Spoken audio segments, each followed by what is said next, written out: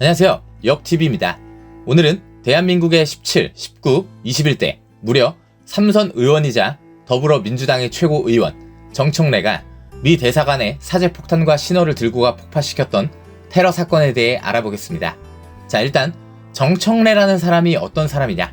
전형적인 운동권 출신으로 건국대학교 산업공학과에 재학 중이던 당시 그는 학생 운동권 단체였던 서총련 멤버로 재학 중에도 김일성 주체 사상을 빨아주는 주체혁명의 전통이라는 책 6권을 복사하여 건국대학교 총학생회 간부들에게 배포한 혐의로 국가보안법에 걸려 구속된 적이 있습니다.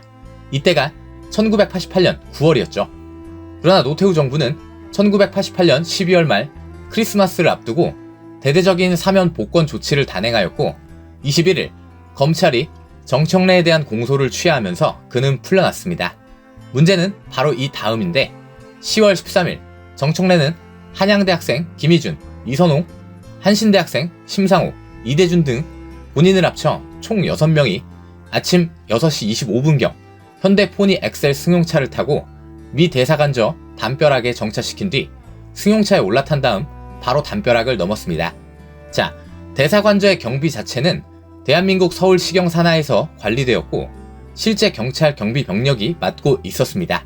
정청래 일당은 담을 넘자마자 즉시 가지고 간 사제폭탄 한 발을 터뜨렸고 당연히 이를 듣고 경비원들이 들이닥쳤죠.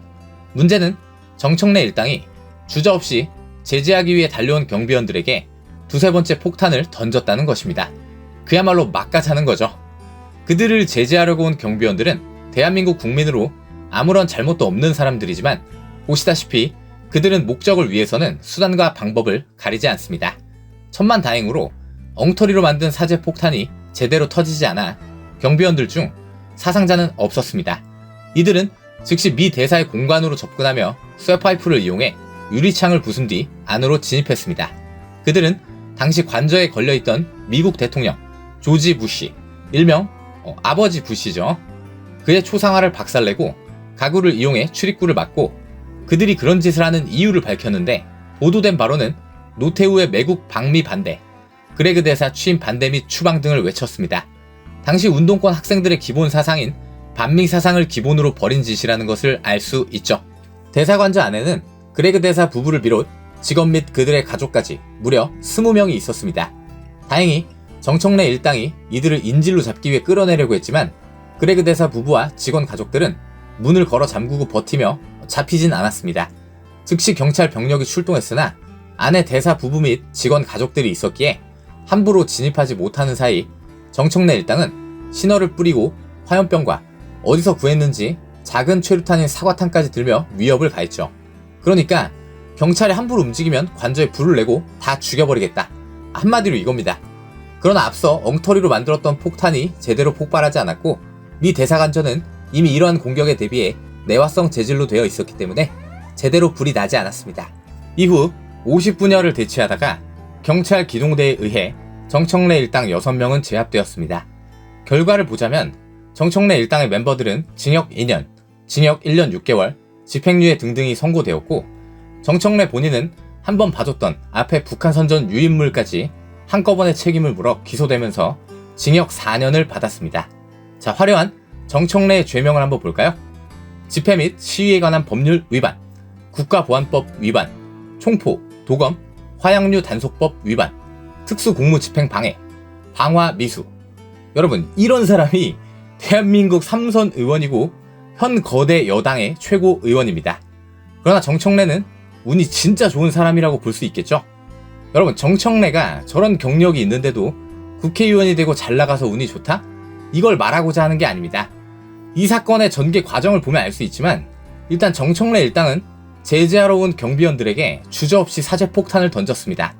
이게 근데 제대로 된 전문가가 만든 폭탄이 아니라 천만다행으로 터지지 않았기에 운이 좋은 거지, 이게 터져서 사상자가 만약 발생했더라면 이건 보통 문제가 아닙니다. 만약 사람이 죽었더라면 그는 본인의 의도와 아무런 상관도 없는 무고한 인명을 죽이게 되는 것이죠. 그러나 보십시오. 그들이 경비원들에게 폭탄을 던진 것은 부정할 수 없는 사실입니다. 죽든 말든 애시당초 상관 자체를 안 했다는 거죠. 거기다가 대사관저 안에는 무려 20명이나 되는 사람이 있었는데 그들은 명백하게 방화 시도를 했고 다만 장소가 내화성 재질이라 제대로 불이 붙지 않았던 것 뿐입니다. 즉 인명살상의 의도가 없었다고 보는 게 더 이상한 상황이죠. 그러나 하늘이 도와서 연달아 극단적인 시도가 실패하므로 그는 지금 국회의원도 되고 떵떵거리며 살 수 있는 것이니 이게 천운이 함께하는 사나이가 아니면 무엇이겠습니까? 실제로 그는 깜빵에 들어갔으나 겨우 2년 복역하고 다시 사회생활을 시작합니다. 1995년 8월 15일 광복절 특사로 사면 복권된 것이죠. 그러나 그가 방화 미수범의 명백한 테러 행위자라는 것은 그 누구도 부정할 수 없는 사실입니다. 불이 만약 붙었다면 아무런 잘못도 없는 대사관 직원들이나 그들의 가족, 어린 자녀까지 어떻게 되었을지 그건 아무도 알 수 없는 것입니다. 여러분 이게 민주화 운동인가요? 대사관저 들어가서 사제폭탄 터트리고 방화 시도를 하는 게 민주화랑 무슨 상관이 있습니까? 어처구니 없게도 정청래는 2024년 이낙연의 민주당의 태반이 전과자 출신이라는 발언에 이낙연씨, 당신은 남들 민주화 운동을 할 때 어디서 뭘 했습니까? 라고 맞받아 쳤는데 본인이 제발 저리니까 한 말인데 정청래씨, 당신이 사제폭탄 터트리고 민간인 상대로 불 지르려고 한 게 민주화 운동입니까? 심지어 이 시대 마지막 개그맨 정청래는 조선일보에서 관련 기사에 정청래를 미 대사관 방화범이라 지목하며 기사가 나가자 난 방화범이 아니다라며 고소했습니다. 맞습니다. 실제 불이 안 났으니 방화범이 아니고 방화 미수범이죠. 아주 불안한 게 자랑인가 봅니다. 이게 코미디가 아니면 뭐라 하겠습니까? 강도 상해범이 난 강도 상해범이 아니다. 그냥 강도범이지. 이러고 난리치는 것과 무엇이 다른가요?